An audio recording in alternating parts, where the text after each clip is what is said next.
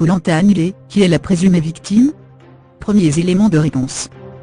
On en sait un peu plus sur ce qui se serait produit dans la nuit du 4e au 5e jour de tournage de la prochaine saison de Koh-Lanta. Une jeune femme de 21 ans accuse un autre candidat de l'avoir touchée en pleine nuit. La prochaine saison de Koh-Lanta, dont le tournage avait démarré tout récemment, a été annulée. Ce vendredi, TF1 et Adventureland Productions, la société qui produit le jeu d'aventure, ont annoncé qu'un événement survenu entre deux participants avait mis un terme au tournage.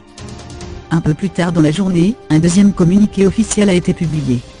Dans la nuit du 4e au 5e jour de tournage, une concurrente a fait état de faits susceptibles de relever d'une agression sexuelle, y était-il écrit, confirmant ainsi les informations déjà publiées par différents médias.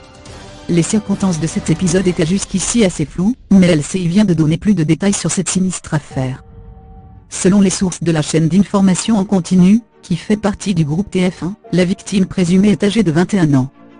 Cette jeune femme dormait, révèle LCI, seule et hors caméra au cours de cette terrible nuit. Elle aurait subi des attouchements de la part d'un autre candidat, assure la chaîne.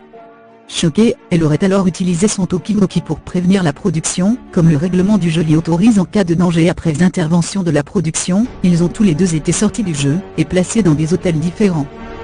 Au sujet de cette accusation d'agression sexuelle, la production et TF1 avaient précisé dans leur communiqué que les faits sont formellement comptés par le concurrent concerné. C'est ce que déclarait également le journaliste Thierry Moreau, qui a été un des premiers à révéler l'affaire ce vendredi matin sur CNeL. C'est parole contre parole, annonçait-il. Sans preuve ni trace. Une affirmation que LCI est en mesure de confirmer, aucun témoin n'aurait été présent au moment des faits présumés, selon les sources de la chaîne.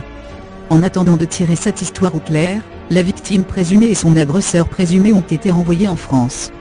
Leurs camarades, qui peuvent dès à présent bénéficier d'une aide psychologique, seront également rapatriés très prochainement.